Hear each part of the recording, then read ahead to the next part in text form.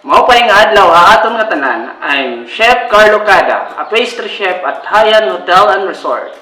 Welcome to Infinite Eats Eastern Visayas.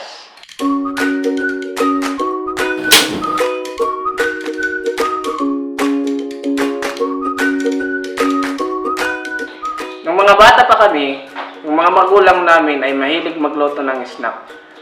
Yung paborito namin ay tinatawag na Salukara. Ang Salukara ay unique at kilala sa Eastern Samar. Basically, para siyang pancake.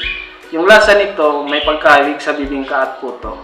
Yung kaibahan sa kakanin na ito ay ginagamitan siya ng tuba o coconut wine. Ang purpose po ng tuba ay nagbibigay ng aroma at tumutulong para umalsa yung kakanin. Since minsan mahirap makahanap ng tuba, tuturuan ko kayong gumawa o magluto ng salukara sa inyong mga tahanan na hindi gumagamit ng tuba.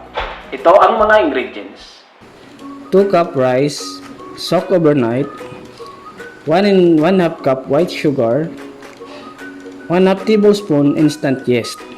If tuba or coconut wine is not available, yeast can be substitute. 1 1/2 cup coconut milk, 1/2 cup cooked rice, mantikilyang baboy for greasing. Bago tayo magluto, kailangan malinis yung area natin at magsuot tayo ng mask. First, put all measured ingredients in the blender except yeast. Blend until the mixture becomes smooth. Add the yeast into the mixture until well blended. And set aside for 1 to 2 hours until it becomes foamy. Heat the pan on low fire. Grease with mantikilyang baboy or lard. Pour the mixture until your desired size of salukara.